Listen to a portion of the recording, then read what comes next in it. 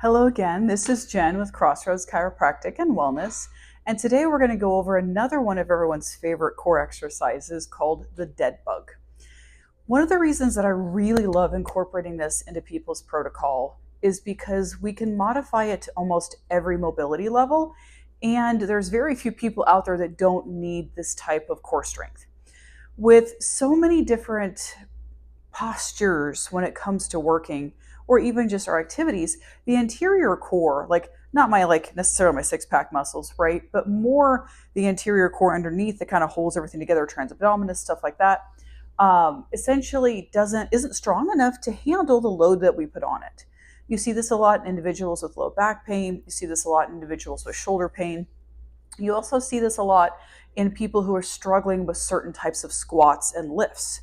So it's also a great insurance policy to have on a daily basis just to help counter sitting or to help counter a lot of things that you see in heavy lifting, right?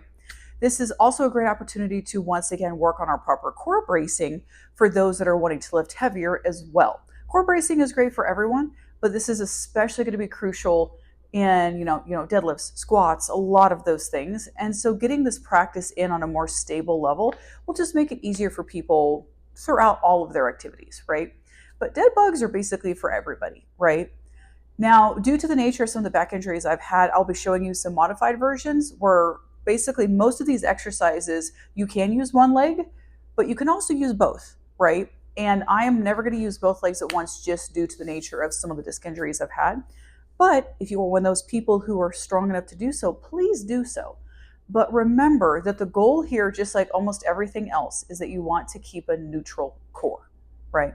I want to make sure that that rib cage, once again, is really stacked over my hip bones. I do a really good job of kind of going through this a little bit more in detail in my plank video as well. And I'll make a separate video for Coke canning the abs. You can also look up Squat University's videos as well because they have some really great explanations, if you will, of what that is too. And he's just awesome at explaining that stuff. And I always want to give him credit because he really inspired me to kind of incorporate more of that into my lifting. But now that that little rant is over, let's get into some dead bugs. Now, the thought process of a dead bug is unlike most exercises when you basically exhale on the concentric, so like in a bicep curl, concentric, eccentric, isometric, right? The point here is that we're actually going to fight our core as we're going out, right? Which theoretically is still an eccentric, but people don't think of that. They think of that as the action. So the action is actually more the coming back. That's the concentric of this activity. So because of that, it can get a little confusing when it comes to breathing. And you're like, why is breathing so important? Once again, our diaphragm, everything else, this is where that real core control comes in, right?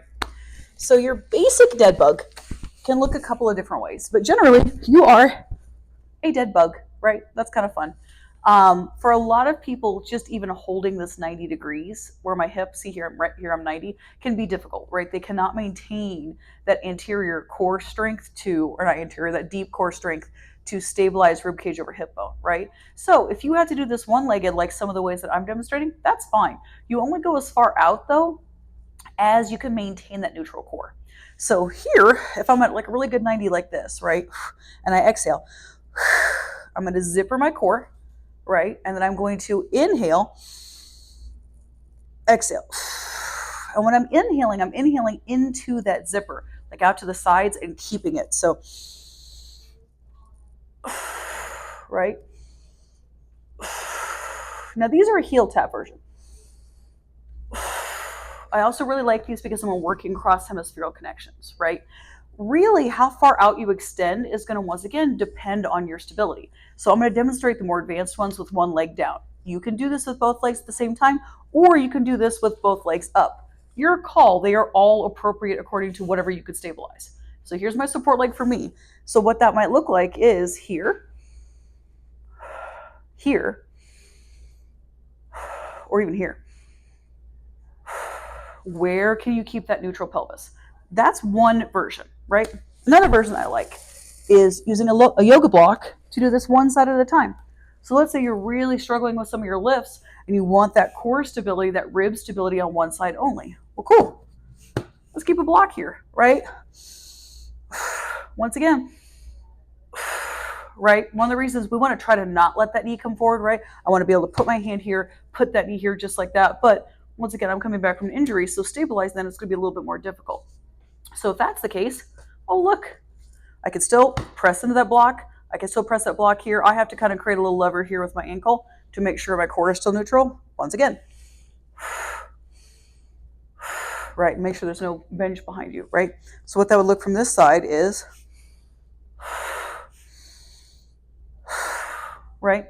All of that is right here. That's another great way to teach that. You can also cross this, right?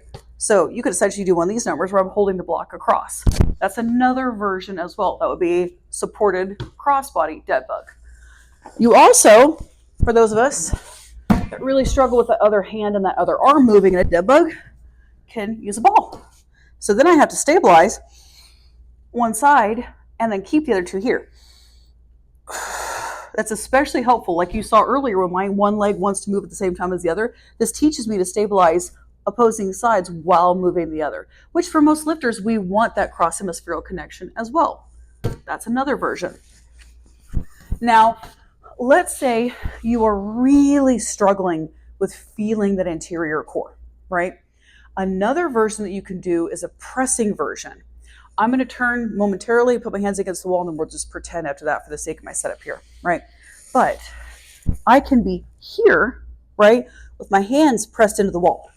Now, we're going to pretend like my bench here is a wall, right? But I'm just going to push, maintain that pressure, do the same thing.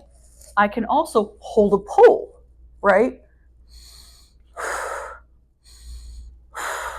That's another one I really like working on. If you're supported, like holding a pole or holding the edge of a really solid bench, that's where you can really start working both legs, because then you're very supported up top. You can really kind of anchor down into that, still keeping your neutral core. I'm not a big fan of this, like tucking the pelvis under and forcing the small of the back on the ground. I'd rather you breathe in to do that versus tip your pelvis to do that. Those are a couple other options of different types that you can do that are just a way to ease into more advanced versions. The last one that I really like personally is getting arms in a band, like so. This is, some people doing this a little lower like this also helps you feel that anterior core more. This is where you get to play with it. If you're really struggling to feel that, try a wall support, try holding onto a pole, or try putting your hands in, resisting this direction in this band, and then playing with, where do I feel my core? I don't feel my core here, not here, oh here, I can feel my anterior core more. Okay, this is where I'm going to want to start. So all of those are different ways you can adapt to dead bug and different options for learning to stabilize rib cage, hips, core, all at the same time, which will benefit you in just about everything that you do. Now, if you need more direction on that, if you want more hands-on approach, if you have questions about how or when to incorporate what, that's what I'm here for. If not, hopefully this once again is just a great reference video for you as to some options to throw a little more variety into your core workouts.